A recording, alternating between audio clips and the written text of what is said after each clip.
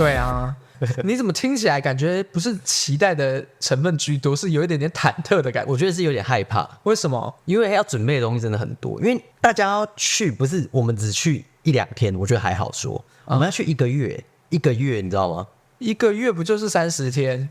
谢谢你。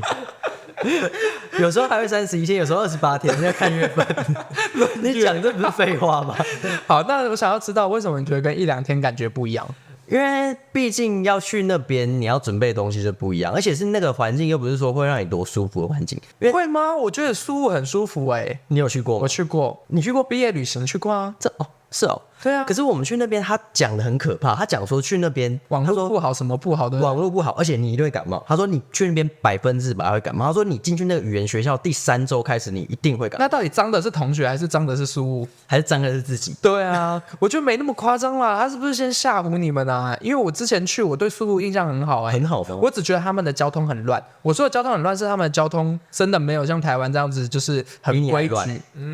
那可能还是输我一点。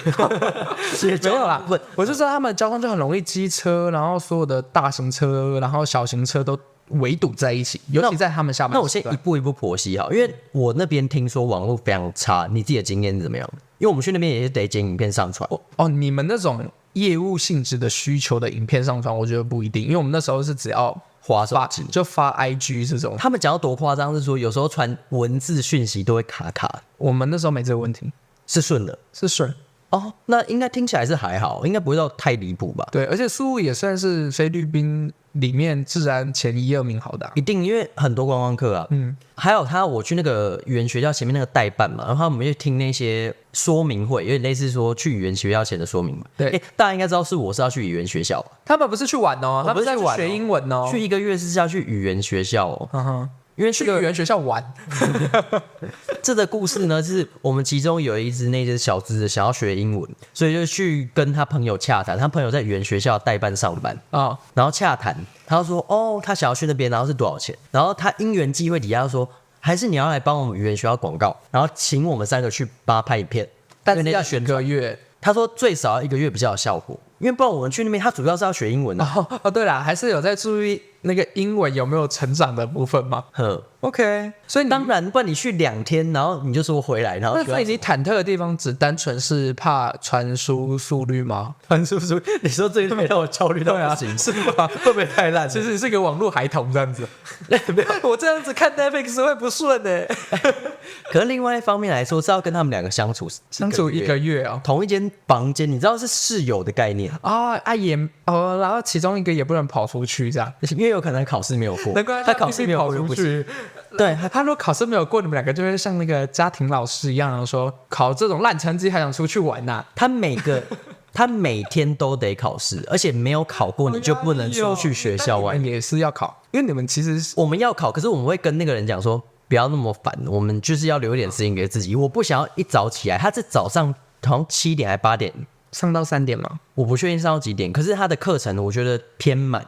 他早上起来要先考完试，考完试之后就决定你今天能不能出去。你们会不会不小心报成考前冲刺班就是从早上7、8点以为是什么惬意的国外生活，什么3点下课还可以出去玩，没有上到7、8点他顿时成为那个叫做什么宿务如林班。这也是我烦的点，就是我会不会把它变成说就是很有压力，因为你一大早，我很久没有早8的课了，你知道我已经脱离学校生活很久了，所以根本没有办法适应这样的生活但你可以往另一个方面想啊，你把你们想象成在校园恋爱感你们没有那一段经历就自己营造你知道我现在完全就是要以一个校园恋爱感来经营我这段旅程。那你有带制服去吗？我有带制服去。真的假的？而且我会说 baby 把我制服扒开他们有带制服去吗？他们也有带制服去我们要用制服做一些只能用制服来做的事情所以是真的是为了后续题材带去就对了，就是题材会比较有效果流量啦，我们的想法是这样子。不知道乱猜还猜中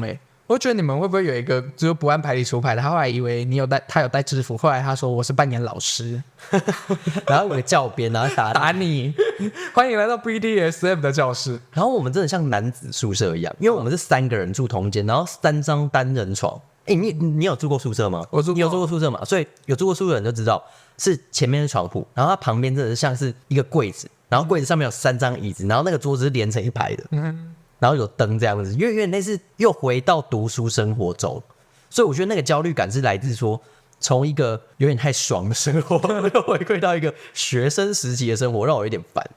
我觉得你就尽量找那些让你觉得有乐趣，然后比较没压力，然后轻松的事去想啊。那些有烦恼的事情，你就譬如说什么事情，你有什么事情是可以往这方向想？你说好的吗？对，好的就是一来啊，到人生地不熟的地方会重新刺激感官呐、所以、我以为是感情，原来是感官，感情也是一种感官呐、会重新升温吗？对，然后二来，因为那里人生地不熟，对我相信英文不好的就会依赖性很强，你就可以有被需要的感觉。已经有点太需要too much 了。OK， 那至少另外一个会被束缚住啊。因为管不住的会被束缚。对，它就像一个，就是你知道吗？那个你们3颗气球硬要绑在一起，然后明明好想飞哦，还飞不走，一个一直在泄气，一直往下坠。要不是一起走，要不然一起飞这样子。就只有这2种情况。所以我觉得烦的点就在这。还是你要在那里费城那边的 YouTuber， 我不确定那边有什么 YouTube 可以遇到。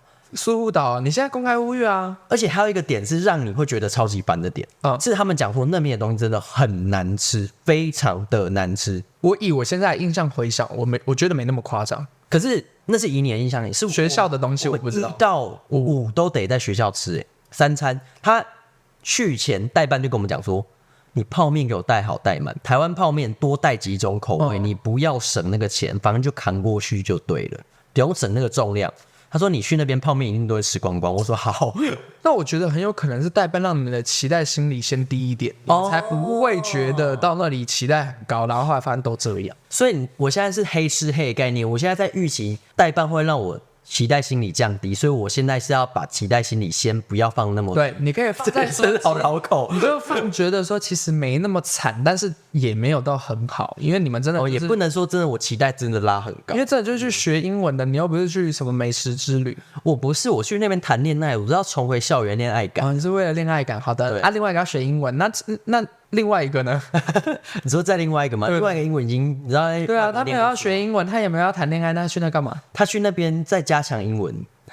我以为你是说他就是去那边就是看你们的英文多烂这样。我英文也不差，好不好？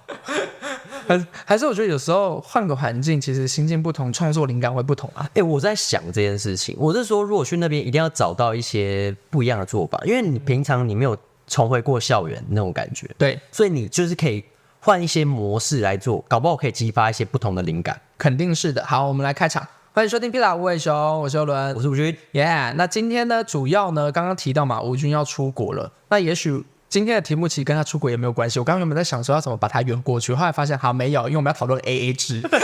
我原本想说啊，那去看看那个海外的人啊，那个价值观会不会不同？譬如说他们 AA 的部分到底是有够硬转，超硬。我后来自己都觉得我有点说服不了自己，我就直接切入好了。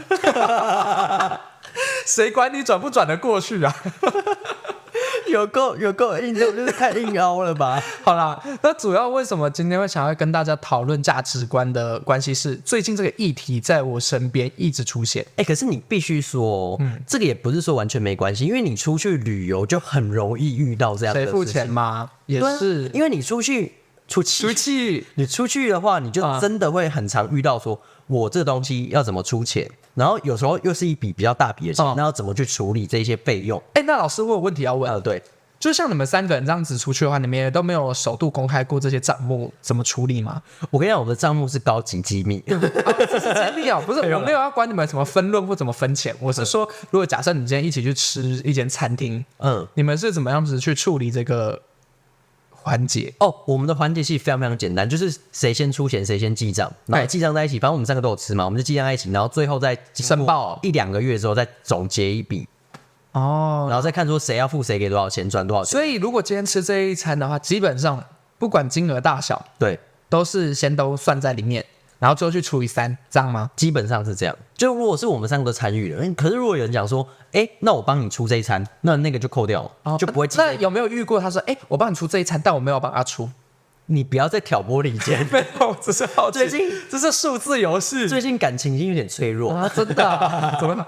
随乱讲，没有啦。你是说从杰伦的演唱会票是只有你独享开始吗？你知道光是那个事情啊，我被多少人问说，为什么只有你去看？他们其他2个人呢？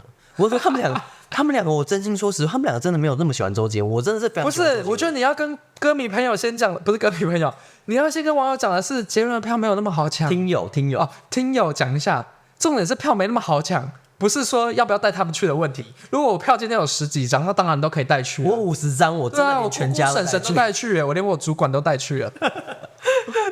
对，所以基本上呢，只有只在那张票的时候，你当然是给那个你觉得 CP 值最高、最值得去的那个人，那就是我嘛，因为我对那个连结最深嘛。我原本要找周杰伦演唱会说，你们要一起去，他们说还好，我们之前要一起抢的时候，大家也都是在那里讲看什么周杰伦啊。对啊，我们俩是不是认真在抢，也没抢到啊？对啊，我们后来也是靠这种缘分跟那个微笑女神对我们微笑，我们才拿到票。对，好，那回来这里，回到 AA 制，为什么会想要来提这个价值观？就是不管是朋友，尤其是出现在情人或者是暧昧对象，不同阶段类型呢，都最常被讨论的就是谁要付钱。哦，真的，尤其是男女的关系里面，我觉得更常被讨论到这个议题。我觉得我很庆幸，就至少是同志。我觉得同志好像在这个议题上面比较不会那么的危险，对不对？话可不要讲这么早，因为我今天就有好多东西可以跟大家分享。真的假的？后来发现这不是男女的问题，这真的就是价值观的问题，或者是有没有一个情况，我自己的想象是，他根本本质上对这个人没有那么爱。这个后续再来讨论。我们先回归到这个今天的题目先来给你第一题。好，第一题。你觉得你自己是赞成 AA 制的人，还是不赞成 AA 制的人？应该不要说赞不赞成，应该是说你觉得 AA 制的存在是小气还是明智？明智。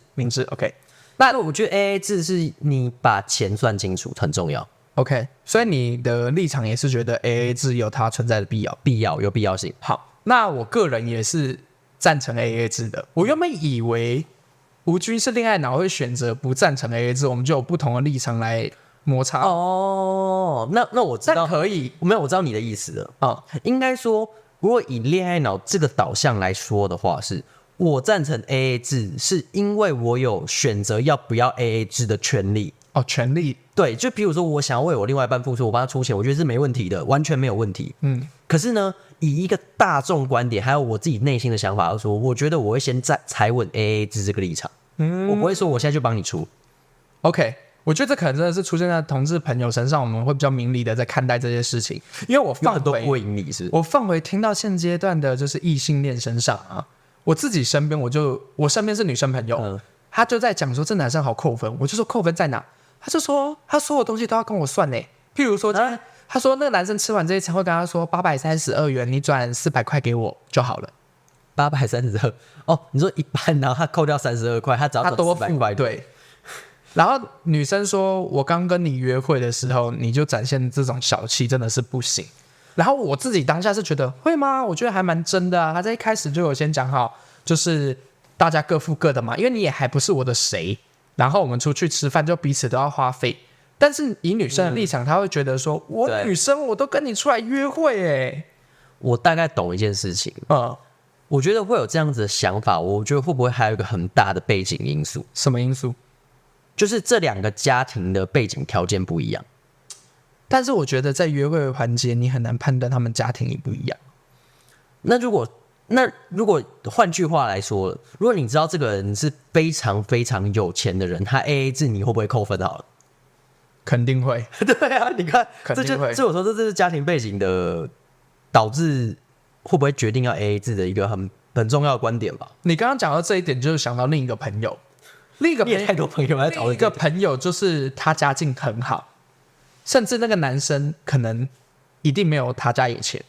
可是那个男生呢，在这个女孩子呢撒娇说你可不可以买贴图给我的时候，那男生这样回答说自己花钱自己买不香吗？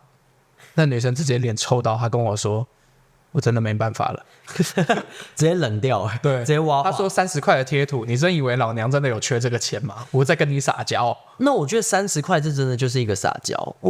那也是，这个也是用金钱来判定这东西是要不要 AA 制的一个观点呢？因为如果是一个便宜的东西，比如说10块20块付个心意而已，那就是代表说我只是跟你做一个撒娇，或者是我们情感连接的一个动作。对。可是如果是一笔，你想想看一笔他们两个买一台车那个就很夸张啦。可是我觉得那个男生很有趣的地方是，他不付这笔钱，他还直接说自己花自己的钱不香吗？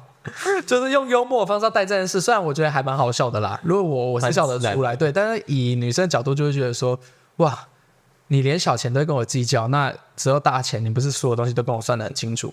但站在男生的立场，我也大概可以理解，他会不会是想说，你连这小钱都要跟我抠，会不会之后所有东西养成习惯，你什么都要我付，就每一笔都跟他算得清清楚楚这样。对，所以我后来就发现，论女生跟男生的立场来讲。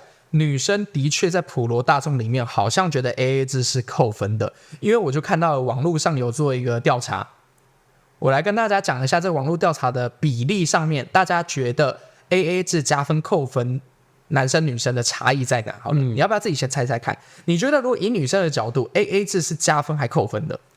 以女生的角度，女生的角度，我觉得是扣分耶。如果以女生，没错。女生的角度的话，比例上来讲的话，是比较大部分的人觉得是扣分的。那以男生的角度，你觉得是加分还扣分的？加分，肯定，而且那个比例悬殊哦。我先以女生的部分来讲好了，因为它是整个比例来看的话，女生觉得 AA 制加分大概是10%，一成左右的人。女生觉得 AA 制扣分大概是2成。男生觉得是加分的有6成。哇，这真的蛮悬殊。然后少于1成的男生觉得 AA 制是扣分的，所以表示男生大家都有苦过哦。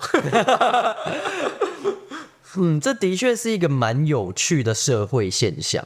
就是大家怎么会认为说什么性别就是一定要付钱？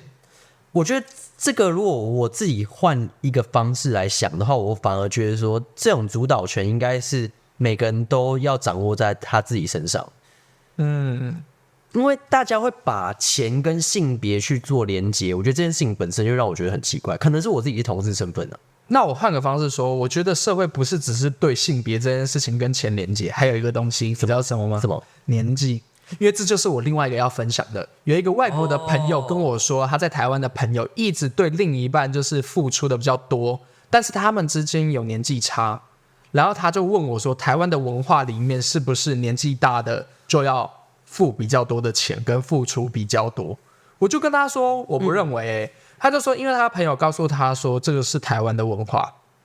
哪有啊？我觉得有吗？我就认真思考这一点，我就在想他的付出是指钱还是整个行为或者是吓着对方？我觉得只有一种可能，他们一开始的那个叫什么在一起的利基点就失衡了是不是？年轻的那个本身就是看准这个人是有钱，然后那个有钱的人也知道我的条件里面有钱人的是钱，那这时候你们达成了协议，那的确啊，你就是开始付钱，他付出他的青春嘛。我觉得只有这种可能。那就是两个观点，他是有合在一起了啦，就是他自己就同意这样的观点啊。这是我自己猜测，可是我相信，如果拉回整个社会大众来说，对，可能会觉得年纪大的人比较有社经地位，赚的钱、存的钱比较多。那你今天遇到一个比较小的小朋友，你要付钱。我们就举一个简单的例子，假设你今天要约会，对，你的约会对象还是一个大医生，你已经是出社会工作的人，虽然赚的没有很多，但你出社会了。那你们今天去吃小吃，你会跟他算 AA 吗？会不会？所以你看，这是不是就是出现了年纪，所以分类出你觉得你比较有能力？可是如果今天反过来呢？那个弟弟虽然他大一，可是他已经是知名 YouTuber， 他赚的月入是10几万，但你还在领3万4万的公司薪水，那我们 AA 吧。你看，所以其实我觉得这些东西大家只是不敢探讨的时候，年纪大的感觉起来就要付，不然感觉有点点吃亏。而且还有社会文化的一个关系，因为我不知道你有没有看过有一些整人影片真的很好笑，比如韩国跟日本的，像日本有个整人影片，就是他在讲你演艺圈的前辈一定会帮后辈付钱哦，真的哦，他就是依照这个他们可能传规的文化习惯哦，然后来整人。然后他怎么整人呢？是他在烧肉店的时候，他就塞了一个年长的艺人，然后跟一组年轻的艺人。然后可是那个年轻的艺人会说来跟年长的艺人打招呼，因为他们就有点类似说，我相认了，我是哪一个事务所的人，然后我来跟前辈打招呼，然后那个前辈自然而然就会把那一单接掉。哦，对，他是测试第一次，还有第二次，年长的艺人又去那个地方，去那个地方之后，又有个年轻的艺人就来跟他打招呼，然后跟他打完招呼之后，他也又把他解掉，年长的都把年轻的单切掉，又第2次，然后还有第3次。第3次说那个年长的前辈又去那边，一组年轻的前辈来，然后他原本想说啊，怎么那么衰？我最近怎么一直遇到这个年轻的前辈来，一直帮他付这笔钱。然后后来说那一天不止一组，全部都是他的前辈，20几个人全部站起来说谢谢前辈，都是年轻的。对，对啊，所以这可能是文化的一个相关的不一样。所以我后来就在想AA 制这个本身的机制存在啊，也许它没有绝对的好或坏，对，可是它在某些情境下面才会奏效。像我自己这边认同的，我以我的观点来看好了，我觉得如果我今天有能力，我多付一点，我当然没问题。可是如果我今天知道我还有很多东西是我也要吃紧跟掌握的，那我今天跟你出来约会，不是显得像刚刚的女生立场，因为我觉得以女生的立场来说，她可能会觉得我今天会愿意跟你吃是给你面子。如果是这一个立场，我觉得会有。以这个立场出来，你就不难理解为什么最后男生跟他收钱的时候，他会超不爽。可是如果你今天是就是很平静的，觉得这个男生我也觉得很喜欢，我也想认识，对，他也有意思，你们约出来，你们各付各的，你会觉得天经地义。顶多他如果多付一点，你还会觉得说，他很体贴。可是会不会另外一方面来说的话，是我们大家先不要预设说一定会谁帮谁付，是我先内建一个 AA 制，不是大家会好过一点点？我是这么觉得，可是我相信就是有人内建他不用付钱。那我觉得不用付钱是不是相对我们知道内建的这些人而言，他一定是知道说我出来就是有一些利益交换，或者是说就是我出来就是一定就像你刚刚说的，是他说我是给你面子，或者说其实我是提供我的不管是外貌，不管是怎么样，情绪价值等等的一些其他的方面，然后他们是很明显就知道这件事情，只是那个男的又踩了这个线，就说我们来 AA 才被扣分的，这也是有可能。但还有遇过一种白目鬼，就是他可能已经在社会打拼到他社经地位很高，所以他养成了一个习惯，他自己也觉得他是男生，出来没有再给女生付钱，对，然后把这句话挂在嘴边，因为他要贴自己就是很大方嘛，就一直出来的时候，可能女生还是会做个动作是想要自己付钱，他就会说你这样看不起我哦，哪有再给女生付钱的，有种父权，然后又有一种有一点骄傲，然后又有一点点，你说把它当做一个挂在嘴边的，对啊，因为他的资源跟资金可能也真的够，然后就讲说男生女生出来哪有再给女生付钱的，这样给我难看哦，然后这个养成了这习惯，女生就想说好 man 哦，那之后他可能以为就像他讲的，女生出去然后再给男生付钱，然后这时候如果有一个小资族的男生比较付不起这女生就会觉得有点难看哦，我之前曾经体验过有对我这么大方的男生，怎么你现在连这种小钱都在跟我计较，是不是赚不多啊，是不是家里没钱啊，就开始有一些比较客观又比较偏颇，不能说偏颇，比较叫什么，比较又不市侩，对，这人一定会变得市侩，可是那个衡量的标准每个人的确不同，但他的确就会有这样子的观感。可是我比较不想要把它扣在说是性别上面因为你有没有遇过一种情况，我觉得也很好笑，是比如说你妈跟你阿静我妈跟我也会 AA 制认真啊，哪一个方面 AA 制？那我觉得很好笑，譬如我就要看什么东西啊。好啦，其实多半这样讲一讲，我能想起来的，有些时候是我自己要的东西。那当然呢，那如果是出去做红豆饼25块那种不会啦，那种我妈在跟我 AA 制，我真的跟她六亲不认。没有说另外一方面是说他出去，比如说你们有没有家族聚会？有家族旅游嘛？然后比如说我跟我的阿静在那里争说谁要去付这笔账单就这种情况也比较不像是 AA 制，也不是说我各出各的，我就是要把这笔单结掉的那种概念的话可是跟家族出去我觉得不一样的地方是，有时候抢账单是一种荣誉的象征，他们觉得你最近赚得很好，过得生活不错所以你的意思是说，就算你自己很穷，你有时候也是要彰显要演这个东西，然后演完之后再回去跟妈妈请款。这个东西最常出现在待业期间，待业期间没收入，对不对？但阿公阿嬷的那个红包要不要包？你曾经包过了，要啊，爸妈一定会要你包，然后再把钱还你。但以你的名义让阿公阿嬷放心，说他的孙子是过得很好，是过得好的，然后薪水没有断。但是难看的就是阿公阿妈也知道你孙子现在没有工作，然后还说妹啦，你今晚没看过呢，那真的蛮尴尬的。对啊，你看像这种状况下，你就还是要演出这个样子啊。哦，那真的是，我觉得是太多文化习俗在这上面，我觉得好烦。那你自己要怎么看待 AA 制这一件事情？你自己的话，你要怎么去实践它？还是说，你以你的标准的话，你要怎么是说，那好，我们不要 AA。OK， 我会觉得，如果真的不想要做到 AA 这个动作，因为有时候的确拿了这一餐要跟人家收一半钱，有时候开口一定会都有一点避俗。可是你们可以有一种默契，这次我请，下次你请。但如果那个人出去一直给，下次都是你请的，还是你啊？那你就不会跟他说我这次跟你吃完，然后我们口头上有说，那下次再给你请，就下次还是丢给我请吗？你说你会先提醒他说，那下次我会说你不用给我钱啦，我们下次再约，因为你会让人家展现诚意，是你还想跟他约。那二来，你就有多这一次的机会。我比较偏好这一种，对，这种我觉得是比较舒服自在。那如果对方吃完你的东西之后没再跟你约，那你就可以看清楚，他没有想跟你约，二来他也不想付这个钱，那就这样算了。你有没有遇过一个状况是，你那餐吃超贵，他下一餐请你吃超便宜摊，这样你可以吗？其实我觉得还是行销前面几次可以，但是如果这是常态，我就知道这个人有一点点在算哦。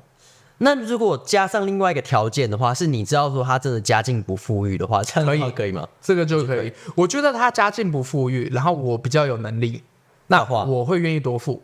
可是我绝对不是打肿脸充胖子类型，是我们两个其实也都没有到超有钱，然后还要吃很贵的东西，然后我还要请你来演出，我很大方。我觉得我们都穷，我们就去吃路边卤肉饭。也可以，因为我们要的是一起完成一起的氛围。对，所以我没有特别觉得说什么一定要吃很贵的餐厅才叫做有心意，所以我也很讨厌拿这些东西来当做衡量感情付出价值的唯一标准这件事情。这本来就，如果你用金钱来衡量感情价值，我就会超级无敌累。对，而且你也会很累。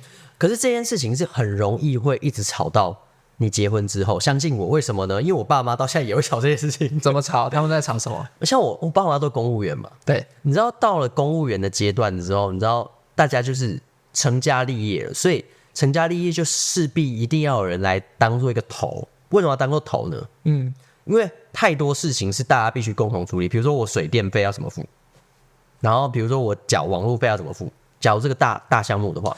我之前有听过，就是不是夫妻是情侣，他们可能一起生活了，他们会有一个共用基金。对，这就是同样的概念。对，可是我现在不是要讲共用基金，因为共用基金，我觉得大家应都有实践。我是要跟大家讲说，就算你有共用基金，你还是会吵到爆。怎么说？因为我爸妈就是这样，他们有共用基金，对，他们会讲说，比如说我爸一个月给我妈多少钱，然后我妈就负责家里打理这些事，然后就一个会在那里该说他付出多少钱在这些大大小事上，然后另外一个就是会想方设法不要给我妈那么多钱，然后两个就开始斗，然后斗之后开始吵，然后吵说怎样付出多少多少，然后怎样付出怎样，然后我已经给你多少多少，然后你拿了多少多少，这样之类，就无限制的一直在吵这件事情。可是我觉得这就是一个价值观的磨合。你想想看，老夫老妻都会吵，更何况是一般人，更何况是你平常你遇到的普罗大众。对吧？我刚刚想到一个，你爸妈会不会吵一吵，想说算了，我们不要再吵了，我们不要再想着怎么节流，我们应该想着怎么开源啊！家里住着2个外人，跟他们说，跟他们收，去跟他们收房租啊！不然就你爸说啊，不然我再多打几次麻将，看可不可以多赚一点，多凹回来，多赚一点回来。我觉得这很难的，因为这种事情是你要随时去变动，因为就像是。你的收入也会随着你的年龄而改变，所以那个标准你也会去变动。就像我们刚才聊到年龄，你到那个年龄阶段的时候，你或许就真的不会在意这些钱，你可能觉得丢出去2000块你都觉得很便宜，我觉得3000块的。其实我最理想的生活退休状态，就是我不用到周杰伦这么有钱，可是我的钱跟我的付出是我可以心情好就可以付出。就是因为现阶段你有选择权，对，或者是简单来说，就是去全年不用看价格，可以买食材。如果我可以到这样的，很难吗？我觉得会那是一种养成的习惯。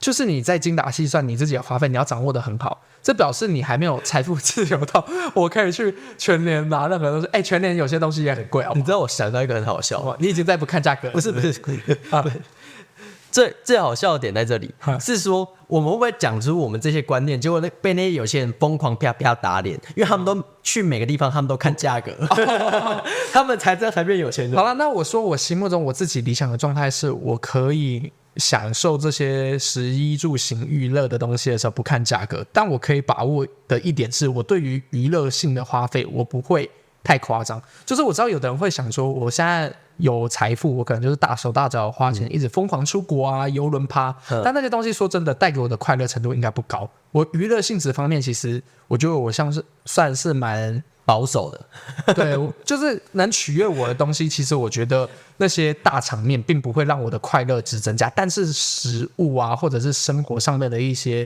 譬如看展、体验一些没有体验过的事物这件事情，我肯定会觉得满足感更大。但是这些东西需要花钱的时候，我可以不看价格，那我就真的成功了。你听起来像是金钱的基本交易派，就是很保守的去处理这些金钱。然后我想要体验的就是一般普罗大众平凡，可是多出一点点的体验。可是因为我们没有赚到那个真的很多钱，比如说像那些什么之前是被告的弟弟，就是那个我不是有那种就是一直被告的人，那叫什么？那个叫谁？欧阳弟弟哦，不是这个。那个饶舌歌手，然后那饶舌歌手不是说办那个趴，然后那个趴就花了什么2000万、3000万啊？你是说他请很多各国的歌手那个吗？之类的，或者是说那个趴就里面会有一些很疯狂的事情，就是我们没有体验过那种，可能贫穷限制了我们的想象，也有可能啦。但对我来讲呢，如果我今天已经有能力付出，我也是付出型人格，我也是愿意付出的。所以回到刚刚的议题，如果我真的多赚一点，我多付出一点，那当然没问题啊。就像第一份工作，我第一份工作的那个医疗的业务性质的工作，它让我学会大手大脚。那个时候其实我很大方，就是我其实比较不会计较很多钱财，可能我跟你出去吃饭，你没给我我也忘了。可是我以前的个性是，连我自己，我每一餐吃什么20-30块，我都会记下来。其实我知道为什么了。这个还有一个原因是我跟大家讲一下，是说，因为他当那时候业务的时候，他真的是有钱没处花，真的是无处花，他真的是很可怜，然后每天被搞到压力搞到快焦头烂的状态。所以在这个底下，我觉得人也会改变。就觉得说哇，我烂命就一条，我就干脆我就把这笔钱花出去，我就不会计较。你说我已经用遗产的方式在布施给身边的人了，是不是？对，我觉得这是他外界带给你的另外一种让你花钱改变想法的方式。但其实当时我觉得那一份工作，姑且不论在那份工作的就是过程里面的艰辛，以那一份工作赚到的薪资跟付出来讲，那时候的体验是好的，没错。譬如我跟我爸妈出去，我还真的就可以有一种我去结账单，然后我姐如果跟我出去吃饭，我觉得我比较有能力，我也会真的愿意多付出。可是这些东西都在我离开那一个工作消失殆尽，回归到平静。可是我也比起以前大方，这是真的。然后我才认真的去感受我自己对于资源的匮乏感，跟我真正能付出的边界感在哪边。我就发现，其实我不是不愿意付出，我以前一直觉得自己小气巴拉到我就算有钱我也不愿意付出。我后来发现其实不是，是因为我还没有到那个能力的时候，我会一直告诉自己，我不要打肿脸充胖子，我不要为了得到别人的称赞，可能他很孝顺他给他爸妈很多钱，他真的很会做人就是得到这一些美名而去牺牲掉我根本没有这么多的财富。我的想法觉得后来我是这样。那你给比如你爸妈红包的时候，你会先从比较便宜的钱开始给吗？肯定啊，因为你的水位回不去的大家你知道我们那时候因为第一份工作比较大手大脚嘛，我那时候给阿公阿嬷的钱，我就想说阿公阿嬷年纪也大了，我可以包一个就是前所未有的就是金额，结果被我爸妈制止。我觉得也不要对，因为你现在过得好不代表你一辈子过得好。阿公阿嬷如果今年领过你1万块好了，你明年忽然变3600，会很难看，阿嬷会觉得你是不是过不好的。还有另外一方面来说，我觉得这就是另外一个极端值阿公阿嬷会很常遇到一个状况是说，其他人给多少是不是？不是，我现在不是要讨论，我现在讨论是说，阿公阿嬷遇到说他很不愿意花钱，阿公阿嬷不他觉得孙子不愿意花钱，没有，不是不愿意花在孙子上，是他们自己的生活中都非常非常的节省，可是他愿意花在孙子。花在儿子，可他不愿意花在自己身上。这倒是。所以我在想说，我们在讨论这个议题的时候，是不是跟时代改变有关？因为另外一方面来说，我们现在的人比较敢花钱，比较愿意把这些资源丢在自己身上，就是爱自己多一点啦。应该是说现在这个世代标榜大家都是过得开心，然后让自己开心最重要，然后多爱自己一点，因为生命苦短。所以这真的是一个世代整个价值观的改变。就像有一些人的老一辈，我看过真的很夸张哦。他是自己都病到快不行了，他还在在意那些钱，200、500的这些钱要怎么分配，是不是？不是怎么分配，是比如说他出去买，他就一直在躺在床上，他已经卧病在床，他一直碎念说：“这狗爸扣啊，这鬼也怎样怎样怎样。”就是还是看不开。我觉得我们也是很幸运，有这一些比较为后辈着想的长辈啦，因为我也有听过那样的长辈，然后花光光，然后跟自己的儿子、女儿很计较的，也是有的，也是有的。所以我觉得这个东西就真的是蛮看不同的想法是怎么样吧。所以我觉得 AA 这件事情也没有绝对的对或错啦，就看你们自己怎么讨论。然后如果回归到刚刚讲的，你真的觉得这样要钱有点尴尬，你们就协调出要么共有基金，要么有这餐我请，下餐你请。然后你自己如果是个比较体恤人的人，我觉得你自己也算一下就是你们彼此付出的金额是不是差不多的啦。你也不要真的每次都故意吃很便宜的。但我也有遇过那种就是食量很大的男生，我自己也算是食量很大的男生，就会觉得说，我跟女生他们一起吃，然后反正大家价格一起平分，他们一定吃不完，都是我吃的，所以我一个人的话大概可以占到1.5到2人份。那你这也太小了。那这个就看你们个人要不要加权平均去算这个钱了。但有的人是觉得不用啦，反正就是大家一起分开。其实我真的觉得不用加权平均，因为我真的认为说有些人真的吃比较多，吃比较少。像我现在是3人关系嘛，3人关系中，我觉得我们有这样子的共同基金，我觉得超级无敌赞啊！因为在很多事物上面都能除以3，它会让你觉得这个金额很舒服，它不会让你觉得好贵。除非我们真的3个人同时去吃了一顿超级贵可那种几率很低。那个时候在比如说庆祝的时候才会去吃，比如说像我们去吃饭的时候，我们可能可以点很多菜，可是还是3个人去分，这个效果就会非常非常好。我这样讲完又是在推销3人关系。好好哦，我跟你们说，如果你们不想要走入3人关系，你们就是有多一点的朋友。没有，如果你们不想要走入3人关系的话，你们一定要想想看 AA 制这个要怎么去处理。我觉得这是你未来跟你另外一半相处，或者跟你朋友相处一个非常非常重要的事情。对，那我们今天呢就讨论到这边，然后让你们自己去思考，你们彼此友谊之间的小船要不要被 AA 制所打翻的。有可能就被 AA 砸爆了。对，好，那这期节目就到这边结束咯，拜拜，拜拜。